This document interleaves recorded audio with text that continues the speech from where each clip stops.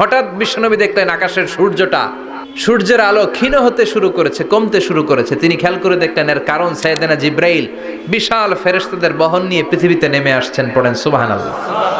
এসে বললেন, ইয়া রাসূলুল্লাহ, আমি 1,40,000 ফেরেশতা নিয়ে নেমে এসেছি। আপনি কি জানেন না, ঠিক একটু আগে মদিনাতে আপনার এক প্রিয় সাহাবা, তার নাম হচ্ছে মুআবিয়া ইবনে মুআবিয়া আল মুজানি, একটু আগে শেষ নিঃশ্বাস ত্যাগ করেছে।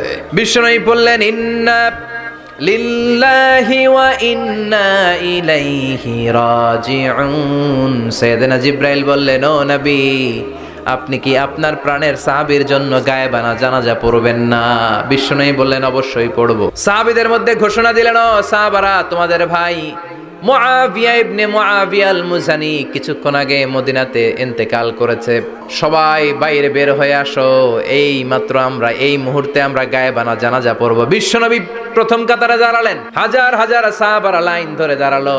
সাইয়েদনা জিব্রাইল 1,40,000 ফেরেশতা নিয়ে সাহাবাদের পেছনে দুইটা লাইনে দাঁড়িয়ে গেলেন। প্রথম লাইনে 70,000, দ্বিতীয় লাইনে আরো 70,000, 1,40,000 ফেরেশতাদের বহর। আর সাহাবারা মিলে আল্লাহু আকবার বলে গায়েবানা জানাজা শুরু করলেন। নামাজ শেষ। বিশ্বনবী তো অবাক, ঘটনা কি? কোন সাহাবীর গায়েবানা জানাজায় তো ফেরেশতা নামে না আকাশের উপর থেকে। বিশ্বনবী জিজ্ঞেস করলেন, জিব্রাইল, কোন সাহাবীর গায়েবানা জানাজায় তোমরা আকাশ থেকে এত ফেরেশতার বহর নিয়ে নামো নাই? কি এমন আমল করেছে আমার মুআবিয়া? কি এমন ভালো গুণ ছিল, ভালো আমল ছিল, যার কারণে আরশের উপরে তার এত সম্মান?